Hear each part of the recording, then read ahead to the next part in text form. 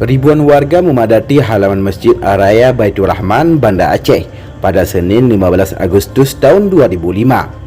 Bersama mereka sekitar 80 warga asing berbaur di sana memakai kaos putih dengan tulisan AMN di bagian lengannya.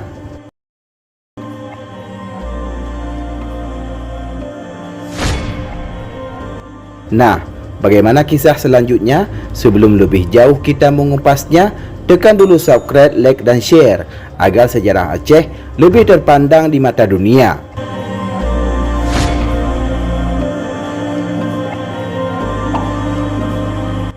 Mereka tergabung dalam tim pemantau awal atau Initial Monitoring Phase. Tugasnya melakukan persiapan bagi misi pemantauan Aceh atau Aceh Monitoring Mission yang disingkat dengan AMM untuk memastikan proses perdamaian berlangsung dengan baik. Di Masjid Raya Baitur Rahman, mata tim IMP dan warga tertuju pada beberapa televisi yang terpasang ditambah satu layar besar. Siaran televisi swasta secara langsung merekam suasana penandatanganan damai Aceh dari Helsinki, Finlandia tepat pukul 15 waktu Indonesia Barat atau sekitar pukul 11 waktu Helsinki.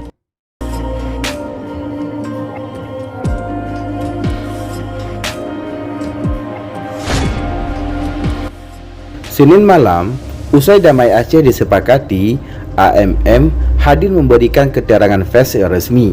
Ketua AMM Peter Fett langsung memimpin pertemuan dengan wartawan di Media Center Infocom Banda Aceh. Selain Peter, juga hadir beberapa anggota tim pemantau lainnya. Saat itu Peter menyebutkan dalam melaksanakan tugasnya mengawasi perdamaian Aceh, ia akan selalu menghormati integritas wilayah Republik Indonesia. Dia mengatakan secara resmi AMM akan memulai tugas secara formal terhitung sejak 15 September tahun 2005. AMM mempunyai sekitar 250 orang personel tanpa senjata. Kantor pusat mereka berada di Banda Aceh. Selain itu, ada kantor wilayah di Sigli, Biren, Lok Sumawe, Langsa, Tapak Tuan, Blampidi, Melabuh, Lamno, Kutacane, dan Takengon. Ada juga sebuah kantor logistik di Medan. Senjata dari GAM juga akan dikumpulkan di daerah-daerah itu, sebut Peter Fett. Selain itu, misi perdamaian Aceh juga diemban oleh negara-negara Uni Eropa dan 5 negara di ASEAN. Hal ini menurutnya akan memberikan keleluasan yang baik dalam bertugas damai di Aceh. Saya optimis konflik Aceh akan berakhir, sebutnya. Tanggal 15 September tahun 2005, tim AMM resmi bekerja penuh membangun kantor di seluruh wilayah Aceh. Sebagian anggota tim itu adalah perwira militer, tapi sesuai dengan kesepakatan di Helsinki, dilarang menyandang senjata. Tim bebas bergerak kemana saja. Meski keamanan tim itu menjadi tanggung jawab pemerintah, mereka berwenang menolak pengawalan polisi. Personelnya syarat pengalaman. Peter Fett, sang komando, sudah malang melintang di area perang, kenyang asap mesin di berbagai daerah konflik. Dia pernah menjadi penasihat politik NATO bagi komandan pasukan perdamaian PBB di Bosnia dan Herzegovina. Dia juga pernah terjun mengakhiri perang antara Makedonia dan Tentara Pembebasan Albania. Latar belakang perwira militer asal ASEAN juga sama. Misalnya Letnan Kolonel Abdul Rahman bin Abdul Majid dari Tentara Kerajaan Malaysia. Abdul Rahman pernah aktif di pasukan penjaga perdamaian PBB di Bosnia dan lama bertugas di Sierra Leone, Afrika. Bedanya, kata Abdul Rahman, di Aceh ia bertugas tanpa senjata. Afrika medannya jauh lebih sulit, ujarnya kala itu. Malaysia mengirimkan 6 perwira di tim pemantau Aceh. Tugas mereka sangat berat, mengawasi proses amnesti dan kembalinya gerilyawan ke masyarakat. Kemudian juga proses demobilisasi 3.000 tentara GAM dan memusnahkan 840 pucuk senjata gerilyawan. Pada saat yang sama, mereka memantau proses penarikan TNI dan BRIMOB non-organik dari Aceh.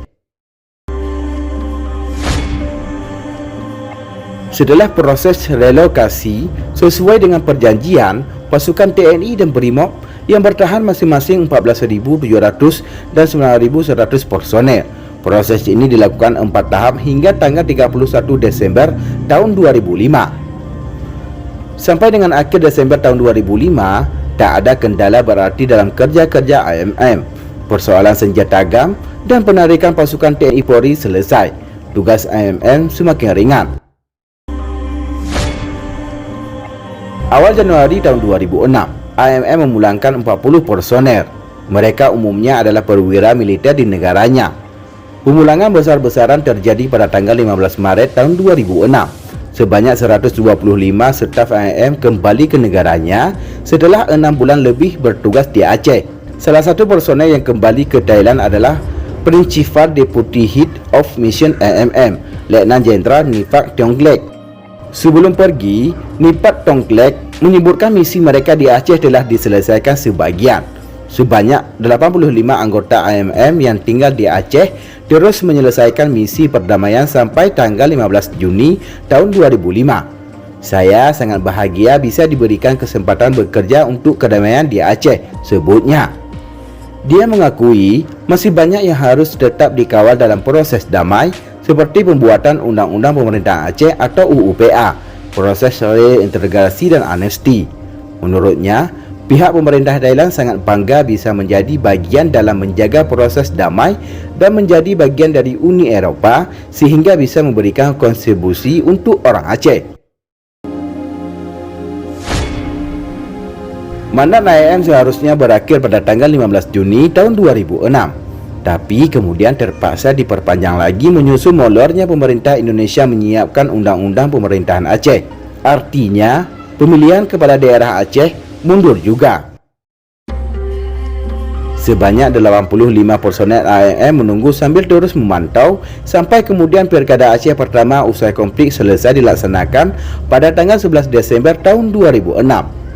4 hari setelah Pilkada, bendera turun satu persatu di area kampus Universitas Shah Kuala, Darussalam. Personel AMM pulang seluruhnya, Peter Pett salah satu yang terakhir. Saya optimis perdamaian ini akan berlangsung terus, meski tanpa kami, sebut Peter Pett dalam konferensi pers terakhirnya di Aceh. Penilaiannya, damai telah berjalan pada jalurnya dan sudah positif. Pemerintah Indonesia dan GAM telah mulai berkomunikasi langsung tanpa melalui AMM.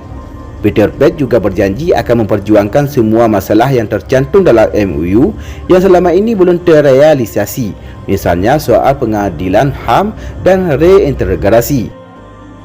Selama berada di Aceh, AMM telah mengadakan sebanyak 44 kali pertemuan Komisi Pengaturan Keamanan atau disingkat dengan COSA. Rutin dilaksanakan selama mereka memantau perdamaian Aceh yang dicapai setelah MOU Helsinki ditandatangani. Pertemuan tersebut bertujuan untuk mendiskusikan dan menyelesaikan masalah-masalah yang muncul selama perdamaian di Aceh. Melalui cara ini, AMM selalu mampu mengatasi dan mengatur kemajuan berbagai langkah dalam implementasi Nota Kesepahaman atau MOU serta memfasilitasi penyelesaian setiap persoalan. Keputusan-keputusan dalam pertemuan COSA di setiap tingkat selalu diambil secara mufakat, di mana cara ini terbukti sangat berguna untuk membangun kepercayaan antara pihak Indonesia maupun GAM. Sebuah pesan dititipkan Peter Pett kala meninggalkan bumi Nabi Mekah, jagalah perdamaian.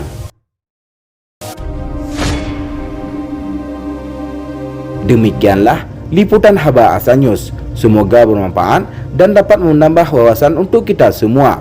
Terima kasih telah menonton dan tunggu video kami selanjutnya.